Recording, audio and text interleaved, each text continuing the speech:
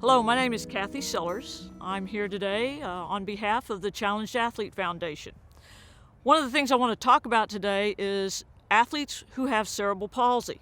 So cerebral palsy shows up in a variety of different ways. It is our largest group of athletes with physical disabilities. Cerebral palsy has a lot of different manifestations. One, it can affect all four limbs. It can affect one arm. It can also be what they call a hemi, which is either one side up and down, a leg and an arm, or both arms. CP also has another one that's called ataxia. And ataxia is a motor coordination. And the motor coordination is completely different than the other traditional ones that are affected by a limb. With ataxia, maybe some of those athletes are hard of hearing or may actually be deaf. So that's another clue of the type of CP that they may have. So let's talk about what you have to do when you coach an athlete with CP. You basically train them just like everybody else. They're not going to be as fast. They may not be as coordinated. You're going to have to do a lot of repetition with that athlete.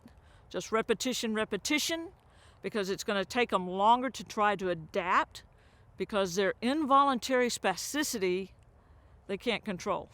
It's totally involuntary. They also have something called a startle reflex, which really impacts them on the start of 100 meters, let's say. When the gun goes off, that athlete will have a tendency to jump back first and then go forward. And that's what happens with the startle reflex. Any loud noise will make them have that reaction. Cerebral palsy athletes also have a tendency with cold. Cold really affects them in a different manner.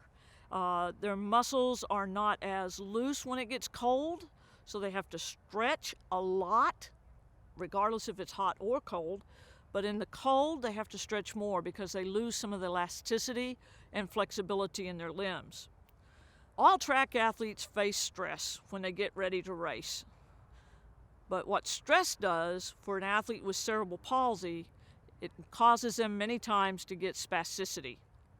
And so that is one of the things that you have to work on, trying to reduce the level of stress so that they can compete. With spasticity, it increases fatigue.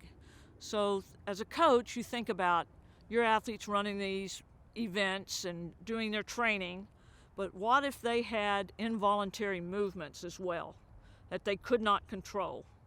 So what happens is that athlete gets fatigued faster.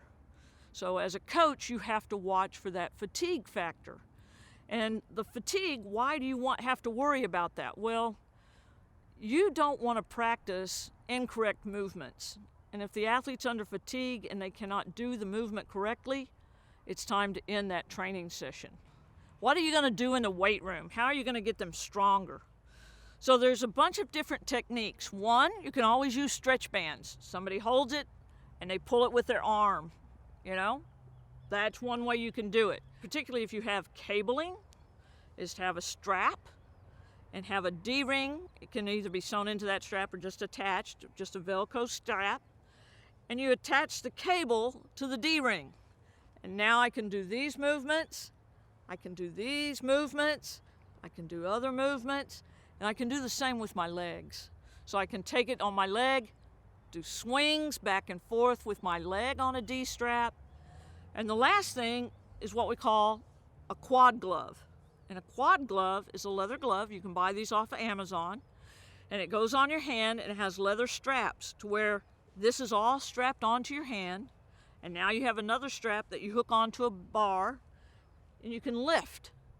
You can do actual true lifts by having that actual support because you're not really using your hands. You're using the quad glove to assist. So the key for an athlete with cerebral palsy, as well as any other traditional athlete, is monitoring the volume, the intensity, and the recovery. You have to monitor those things to see how that athlete is reacting so you know what you can give them in their training loads. And that should be gradual and progressive just like everybody else. So I hope that this information has been useful for you if you're coaching a cerebral palsy athlete.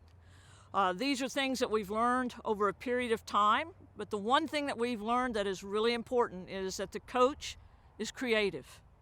You have to be creative in order to help that athlete reach their full potential. Thank you for watching this video.